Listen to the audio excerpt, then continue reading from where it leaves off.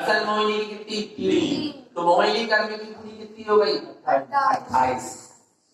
कितनी हो गई 28। और सिर्फ एक मोहिनी कर्म है जिसके कारण सारे कर्मों का बंध होता है।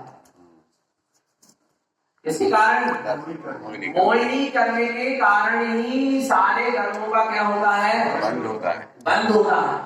इसके कारण होता है मोहिनी कर्म के कारण सारे कर्मों का बंध है।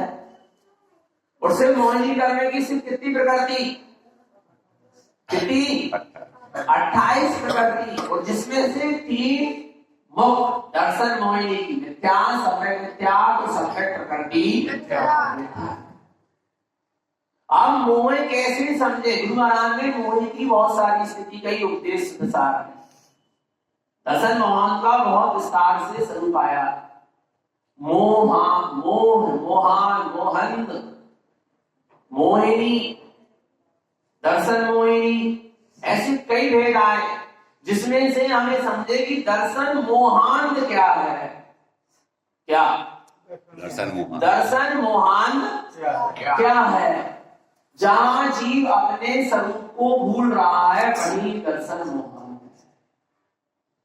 कैसे पहचाने कि हमारा दर्शन मोहिनी क्षय हो गया, अर्थात मिथ्यात्व गल गया, नाश को प्राप्त हो गया, क्षय हो गया? कैसे पहचाने? आ रहा है जिसका दर्शन मोहिनी क्षय हो जाता है, बाहर में तो उसकी पहचान है कि उसे सच्चे देव गुरु शास्त्र की श्रद्धा होती है। 25 मन दोष उसके जीवन में, 8 संकादी 8 दोष 8 मत 6 अनायतन और 3 होता उसके जीवन में नहीं होते। पर ये चीज तो सच्चे देव गुरु शास्त्र की श्रद्धा तो जिसका दर्शन मोहन नहीं गला उसको भी हो सकती है और हुई है।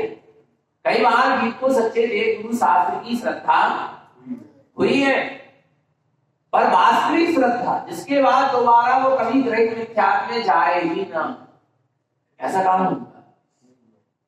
पता है आपको आज से 500 वर्ष पहले या और पहले अपन ने जब तीर्थंकर परमात्मा का सानिध्य पाया होगा, जब हमने विचारण स्वामी का सानिध्य पाया होगा, तो सच्चे देव गुरु शास्त्र की हमको क्या हुई होगी? श्रद्धा हुई है नहीं हुई? बोलो ना हुई। जैसे मालिक जी का जी भगवान आदिनाथ के समोसरण में पहुंचा था, कैसे पहुंचा? सच्चे देव गुरु शास्त्र यदि ग्रहित मिथ्यात्व भगवान के समोसरण में प्रवेश नहीं करता। यदि मालिक जी के जीव ने भगवान के समोसरण में प्रवेश किया है, माने उसका उस समय ग्रहित मिथ्यात्व का क्या था?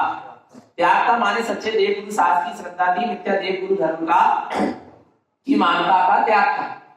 लेकिन उसके बाद भी उसने 363 मिथ्या मत समोसरण से बाहर जाके क्या कर दिए? चला दिए ना। फिर ग्रहित मिथ्यात्व में लग गया ना। उसका वो ग्रहित मिथ्यात्व पूर्ण रूप से क्यों नहीं छूटा? क्योंकि जब तक अंदर की मिथ्या सम्यक मिथ्या तो सम्यक प्रकृति मिथ्या, ये आग्रहित मिथ्यात्व की प्रकृति क्षय नहीं होगी, तब तक वास्तव में ग्रहित मिथ्यात्व का भी पूर्णता त्याग नहीं होगा।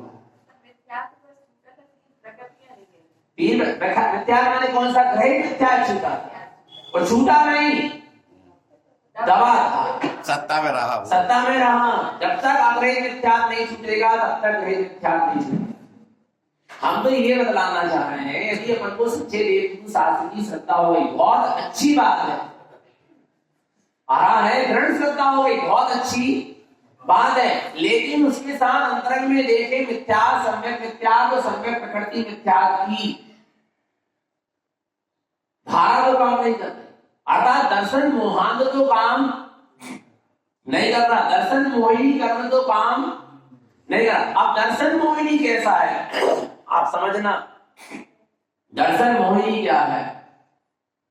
जहां जीव अपने स्वरूप को भूला है, अर्थात जहां जीव मूर्छा में पड़ा है, अपने स्वरूप को, अपनी शक्ति को, अपनी दर्शन ज्ञान में चेतना को क्या हो गया? भूला है। वहां जीव नियम से मिथ्यात्व में है।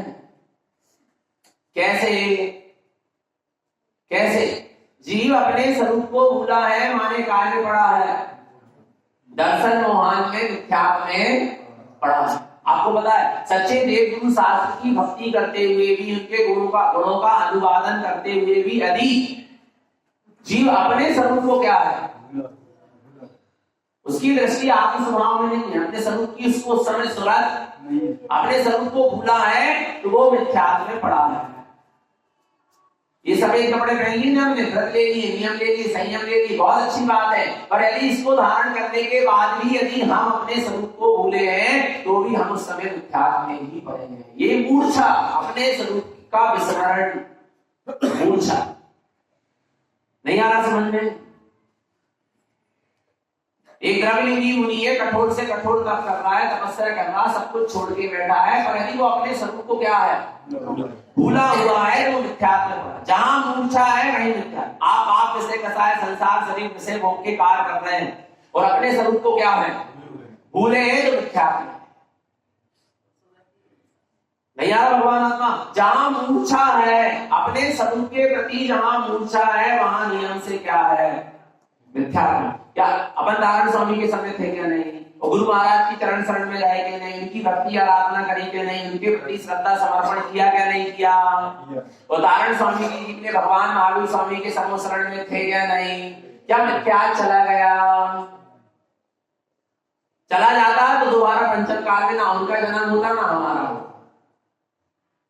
भूल क्या रही कि हम इनकी चरण शरण में रहे, इनके गुणों का अनुपालन किया, इनका बहुमान भी आया, पर हम अपने स्वरूप को कहीं ना कहीं भूले।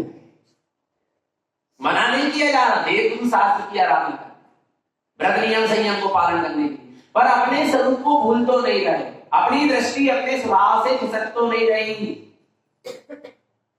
वहां जीव का नियम से दर्शन मोहन काम कर रहा है।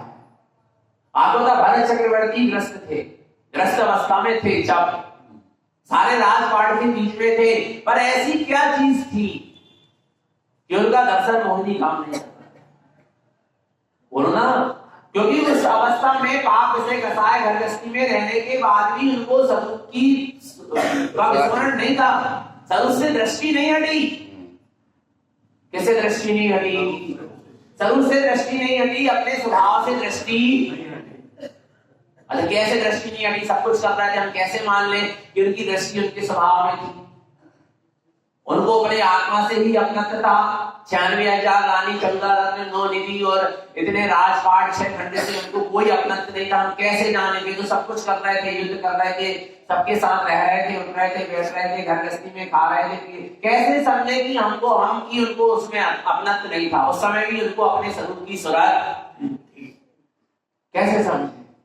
आपको पता है, आपको 10 बच्चों की जिम्मेदारी दे दी जाए, इसकी कि आज एक दिन आपको 10 बच्चे को क्या करना है, संभालना है, और उसमें एक आपका बच्चा भी है।